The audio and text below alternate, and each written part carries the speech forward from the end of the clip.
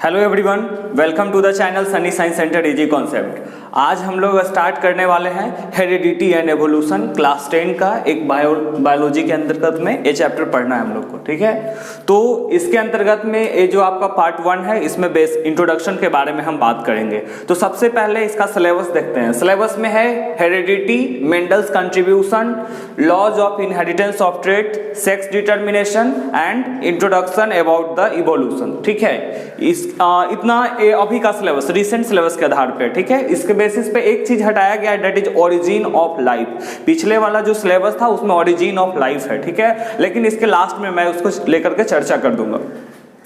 ये बहुत ही मतलब इंटरेस्टिंग चैप्टर है हेरिडिटी एंड एवोल्यूशन। देखिए, हेरिडिटी का मतलब होता है अनुवांशिकता, है ना। एवोल्यूशन विकास, तो अनुवांशिकता एवं विकास से रिलेटेड इसमें हम लोग को पढ़ना है। तो हेरिडिटी क्या होता है, तो ट्रांसमिशन ऑफ कैरेक्टर। जैसे कि हम लोग किसी किसी को मतलब अपने घर में ही किसी किसी के चेहरा देख करके बोलते हैं ना कि हाँ ये अपन मम्मी पे गया है, ये अपन पापा पे गया है। तो एक्चुअली ये जो मम्मी पे गया है, पापा पे गया है, इसका नकवा उसके नियर है, कनवा उसके नियर है, ये जो हम बोलते हैं ना, ये हेरिडिटी से ही रिलेटेड होता है, ठीक है। तो हेरिडिटी क्या होता है, transmission of character from parents to offspring. Offspring का मतलब होता है संतान, ठीक ना। तो transmission of character from parents to offspring from one generation to another. एक जनरेशन से दूसरे जनरेशन में जो कैरेक्टर ट्रांसफर होता है उसको हम क्या बोलते हैं, हेरिडिटी बोलते हैं। इसको सबसे पहले जॉर्ज जोहन मेंडल ने देखा था, है ना। इसीलिए उनको क्या कहा जाता है, father of genetics. George Johann Mendel is known as father of genetics. समझ में आ रहा है हेरिडिटी क्या है, तो ट्रांसमिशन ऑफ कैरेक्टर, कैरेक्टर का ट्रांसमिशन होना वन जनरेशन टू अनदर, ठीक है। पेरेंट से संतान को जो कैरेक्टर जाता है, ठीक है, वो क्या होता है, हेरिडिटी कहलाता है। इसके बाद जेनेटिक्स क्या है, तो it is the branch of science in which we deals with the study of heredity and evolution. विज्ञान का वैसा हिस्सा जिसमें जो अध्ययन करवाता है किसके रिगार्डिंग में, हेरिडिटी एंड एवोल्यूशन के बारे में, उसको हम क्या कहते हैं, जेनेटिक्स कहते हैं।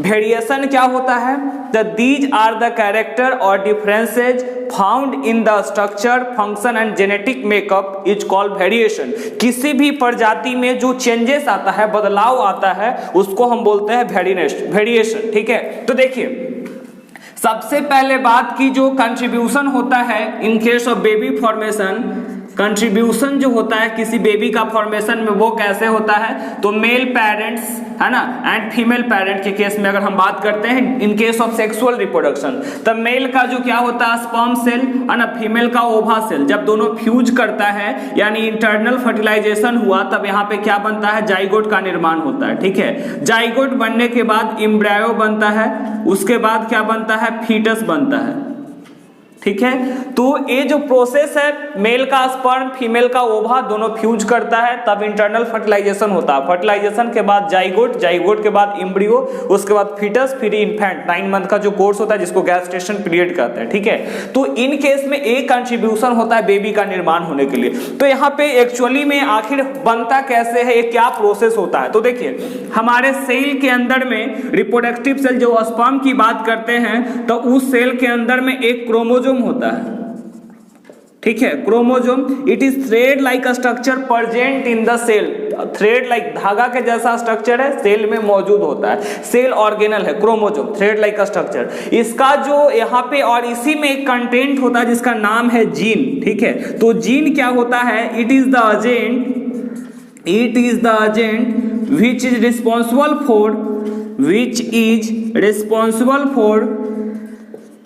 responsible for carrying information from parents to offspring, ठीक है। तो जीन क्या है, एक एजेंट है जो क्या करता है, इंफॉर्मेशन को कैरी करता है। एक्चुअली यहाँ पे होता कैसे, देखिए, हमारे सेल के अंतर्गत में ना, यहाँ पे जो एक टर्म आप सुने होंगे डीएनए के बारे में, ठीक है। डीएनए क्या होता है, तो डीएनए का फुल फॉर्म होता है डीऑक्सीराइबोन्यूक्लिक एसिड। डीएनए का कॉपी होता है, यहाँ पे प्रोटीन का निर्माण होता है, और यही प्रोटीन में हमारे कैरेक्टर का इंफॉर्मेशन कोडेड रहता है। और ये टोटल आपको पता होना चाहिए, हम लोग में 23 पेयर्स क्रोमोसोम मौजूद होते हैं, ठीक है, जिसमें 1 पेयर क्रोमोसोम जो होते हैं, 1 पेयर क्रोमोसोम जो है आपका वो होता है सेक्स क्रोमोसोम, ठीक है, sex chromosome. Total 23 pairs of chromosome are present in which 1 pair is responsible for sex determination। तो इस चैप्टर में जो जनरली हम लोग इसी के बारे में डिस्कस करेंगे। तो हेरिडिटी क्या है समझ रहे हैं, बता रहा है the branch of science sorry transmission of character from parents to offspring. Heredity क्या है, तो वैसा मतलब कि पेरेंट्स से कोई कैरेक्टर ऑफस्प्रिंग यानी संतान को ट्रांसफर होता है एक जनरेशन से अनदर जनरेशन, उसको हेरिडिटी कहते हैं। फिर इसके फादर्स कौन है, तो जॉर्ज जोहन मेंडल, जिनको कहा जाता है फादर ऑफ जेनेटिक्स आखिर है क्या, the branch of science in which we study about heredity and evolution, ठीक है। वेरिएशन क्या हुआ, तो दीज आर द कैरेक्टर या differences found in structure function. Variation ये कह रहा है कि कैरेक्टर आधार पे रंग रूप देख करके उसका बॉडी फंक्शन देख करके उसको डिफरेंशिएट करते हैं, क्या है, जेनेटिक कंट्रीब्यूशन के जगह पे या जेनेटिक मेकअप के कारण उसको हम वेरिएशन कहते हैं। ये वेरिएशन अराइज कब होता है, रिप्रोडक्शन के टाइम में। देखिए आप ना जब जानेंगे वेरिएशन का जो मेन कारण होता है वो क्या होता है, रिप्रोडक्शन, ठीक है। तो इसमें अगर सबसे मैक्सिमम वेरिएशन जो मिलेगा आपको, मैक्सिमम वेरिएशन के बात किया जाए कि मैक्सिमम वेरिएशन किस में मिलता है, तो मैक्सिमम वेरिएशन जो मिलता है वो आपका मिलेगा सेक्सुअल रिप्रोडक्शन के केस में, ठीक है। और मिनिमम वेरिएशन जो होगा, मिनिमम वेरिएशन जो मिलेगा आपका ए सेक्सुअल रिप्रोडक्शन के केस में। सेक्सुअल रिप्रोडक्शन में मैक्सिमम वेरिएशन के कारण क्या होता है और यहाँ पे मिनिमम वेरिएशन के कारण क्या होता है, क्योंकि यहाँ सेम पेरेंट से अराइज करता है। और मैक्सिमम वेरिएशन सेक्सुअल में इसलिए होता है क्योंकि बोथ पेरेंट्स है ना आर डिफरेंट, दोनों अलग अलग पेरेंट्स होते हैं, इसके लिए यहाँ पे। और मिनिमम आखिर कारण क्या होता है ना, कारण क्या होता है, why does there is slight variation occur in case of asexual reproduction. Asexual reproduction में पूछा गया क्वेश्चन था कि ए सेक्सुअल रिप्रोडक्शन में आखिर स्लाइड वेरिएशन क्यों होता है, कारण क्या है इसके पीछे। तो ए सेक्सुअल रिप्रोडक्शन में स्लाइड वेरिएशन के कारण क्या होता है, क्योंकि बताया जाता है देयर इज नो बायोकेमिकल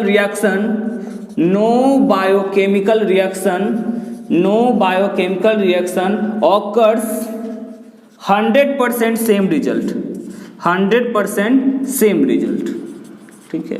जैसे कि देखिए यहाँ पे क्या होता है, जब हम बताएं ना कि जो फॉर्मेशन इंफॉर्मेशन जो कोड होता है तो उस केस में डीएनए का कॉपी होता है, ठीक है, डीएनए कॉपिंग होता है। तो डीएनए कॉपिंग के समय बायोकेमिकल रिएक्शन होता है और कोई भी बायोकेमिकल रिएक्शन 100% सेम नहीं हो सकता, इसीलिए क्या होता है, देयर इज स्लाइट वेरिएशन, हल्का सा वेरिएशन आएगा, स्लाइट वेरिएशन इन ए सेक्सुअल रिप्रोडक्शन,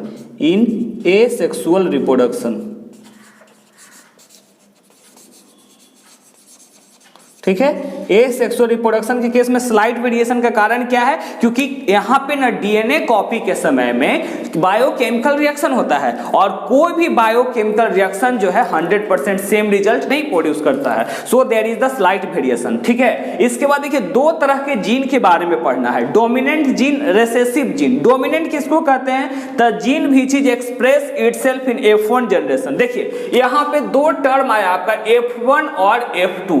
F1 का मतलब होता है फिलियल 1 जनरेशन, ठीक है, फिलियल 1 जनरेशन। और F2 का मतलब होता है फिलियल 2 जनरेशन, ठीक है, फिलियल 2 जनरेशन। यहाँ पे क्या करता है, जब पेरेंटल क्रॉस होता है, पेरेंट्स का क्रॉस होता है तो उसको हम बोलते हैं F1 जनरेशन।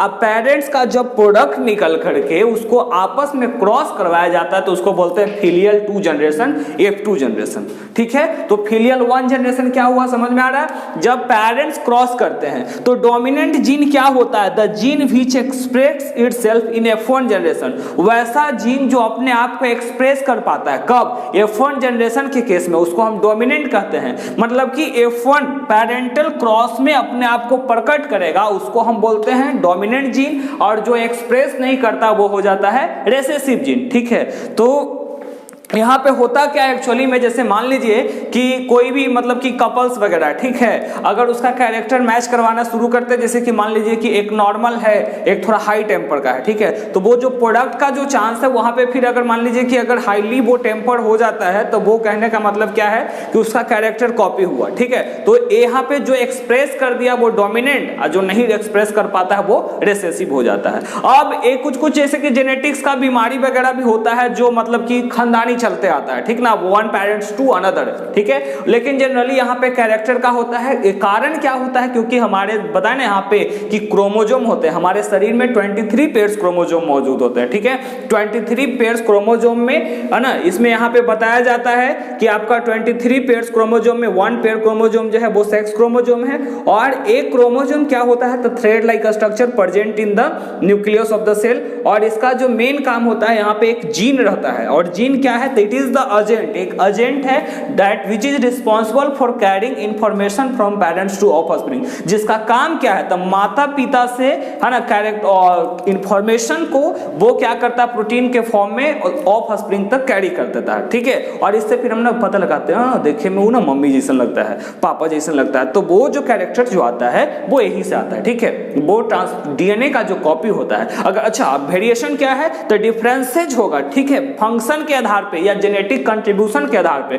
उसको हम क्या कहते हैं, वेरिएशन कहते हैं। तो वेरिएशन के कारण क्या होता है, कब अराइज करेगा, तो variation arises during the process of reproduction, ठीक है। रिप्रोडक्शन होता है ना, लिविंग बींग्स का वैसा कैरेक्टरिस्टिक्स ड्यू टू व्हिच या by which they have capacity to produce their young ones of same kind, अपने जैसा हूबहू पैदा करने का जो कैपेसिटी होता है उसको हम बोलते हैं रिप्रोडक्शन। तो ये दो तरह के होते हैं, सेक्सुअल एसेक्सुअल। सेक्सुअल में क्या होगा, सबसे ज्यादा मैक्सिमम वेरिएशन आएगा। क्यों मैक्सिमम वेरिएशन आएगा, क्योंकि यहाँ पता है ना both parents belong to both parents are different, male and female दोनों अलग अलग है, इसलिए यहाँ पे क्या होता है मैक्सिमम वेरिएशन, जबकि यहाँ पे क्या होता है मिनिमम वेरिएशन। आखिर यहाँ पे सेम ही पेरेंट्स से इवॉल्व होता है, लेकिन मिनिमम वेरिएशन आने का चांस क्या है, what is the main reason to get slight variation in case of asexual reproduction. Asexual reproduction के केस में भी मिनिमम वेरिएशन क्यों आता है, तो इसके पीछे कारण क्या होता है कि देखिए, जब रिप्रोडक्शन हो रहा है, एसेक्सुअल रिप्रोडक्शन हो रहा है, वहां पर भी डीएनए का कॉपी होता है, और जब डीएनए का कॉपी होता है वहां पे बायोकेमिकल रिएक्शन होता है,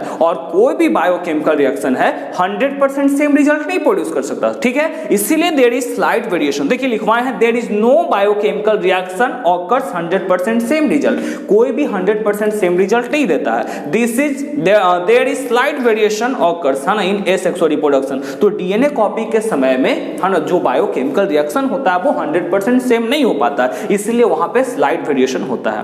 तो ये सब था इंट्रोडक्शन के बारे में। मिलते हैं नेक्स्ट वीडियो में। Thank you.